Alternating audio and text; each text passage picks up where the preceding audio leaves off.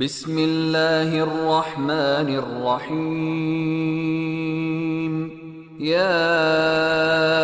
أيها المزمل قم الليل إلا قليلا نصفه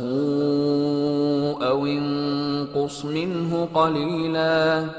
أو زد عليه ورتل القرآن ترتيلا إنا سنلقي عليك قولا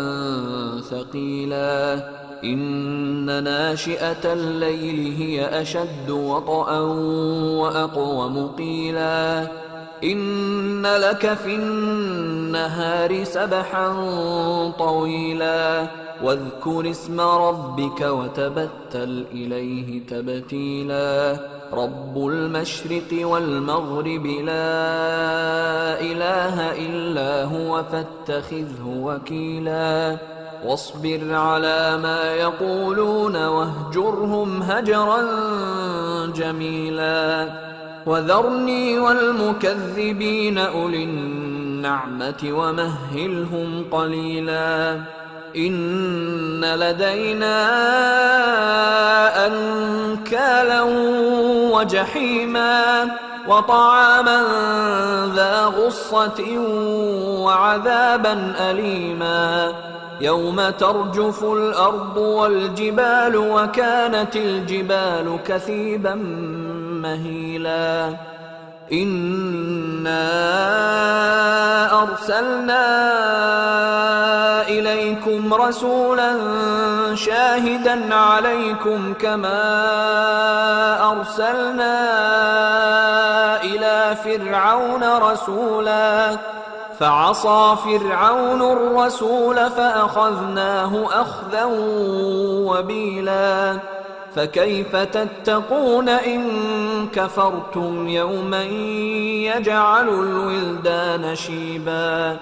السماء منفطر به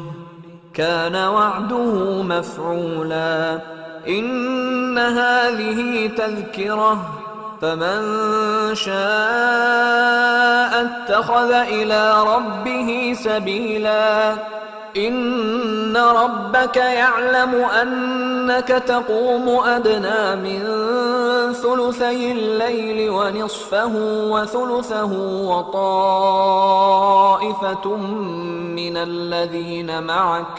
والله يقدر الليل والنهار علم أن لن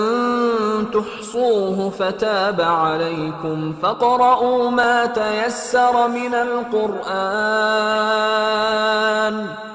علم أن سيكون منكم